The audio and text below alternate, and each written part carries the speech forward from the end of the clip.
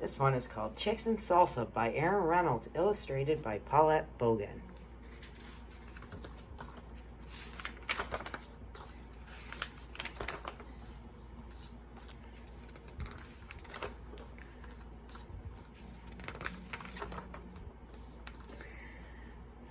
There were grumblings in the henhouse of Nuthatcher Farm. The chickens were tired of chicken feed.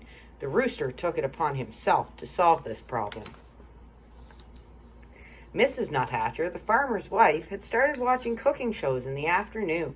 The rooster was perched on a fence post outside the farmhouse window when he discovered the solution to his problem. Salsa! Led by the rooster, the chickens crept into the garden where they took tomatoes and uprooted onions. That night, the chickens ate chips and salsa, though nobody was quite certain where the chickens got the chips.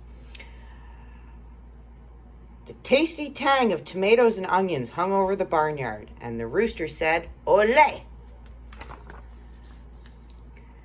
Very soon, there were mumblings at the duck pond of Nuthatcher Farm.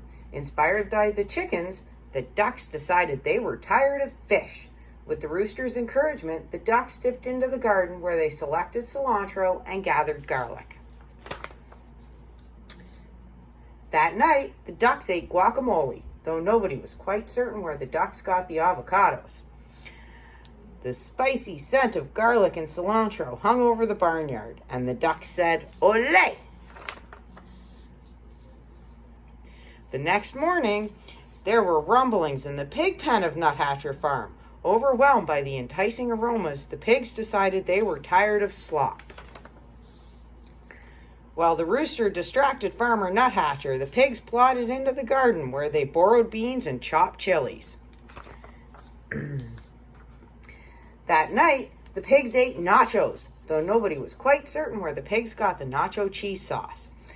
The delightful deliciousness of cheese and chilies hung over the barnyard, and the pigs said, "Ole!"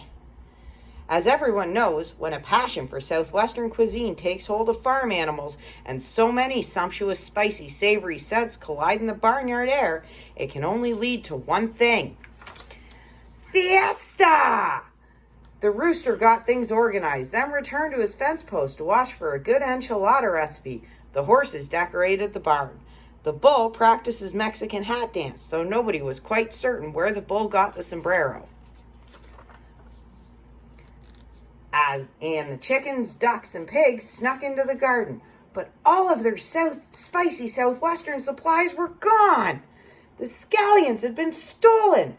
The peppers had been pilfered. The limes had been lifted. But there were slurpings in the kitchen of Nuthatcher Farm. Stirred by the succulent smells in the barnyard, Mrs. Nuthatcher had decided to make tamales for the county fair. A saucy sweetness hung over the farmhouse kitchen, and Mrs. Nuthatcher said, "Ole!" Disappointed, the animals canceled the fiesta. That evening, the chickens ate their chicken feed, the ducks ate their fish, and the pigs ate their slop. But while the Nuthatchers were at the fair, the rooster crept into the kitchen and borrowed a French cookbook.